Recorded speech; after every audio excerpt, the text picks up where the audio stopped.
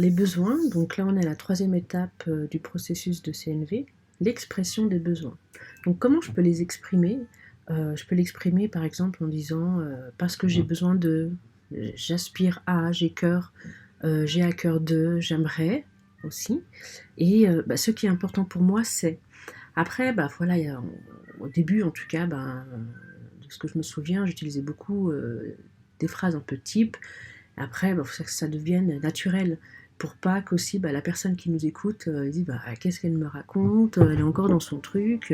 Mais bon, il y a des étapes avant que ça devienne naturel et que ça vienne du cœur et que ça vienne vraiment quand on a trouvé, en tout cas, comment découvrir nos besoins.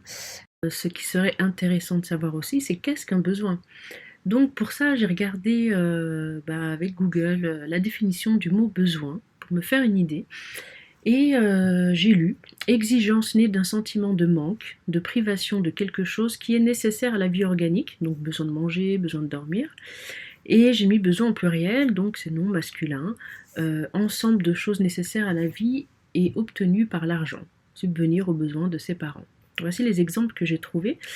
Je découvre la définition qu'il y a sur internet. C'est pas tellement, c'est pas les ressentis que j'ai lorsque j'utilise le mot besoin en CNV, comme pour les mots observation, sentiment et demande.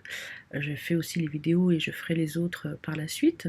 Les besoins en CNV, en tout cas comme on l'entend, comme je l'ai compris, ce sont des besoins, donc c'est des énergies fondamentales communes à tous les êtres vivants, hein, on a tous les mêmes, ils sont universels et on a tous les mêmes besoins.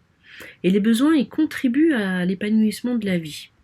Quand nos besoins sont rejoints, on a des sentiments, en tout cas moi, quand mes besoins sont rejoints, j'ai des sentiments agréables. Et quand j'ai des besoins qui sont non rejoints, je vis des ressentis désagréables.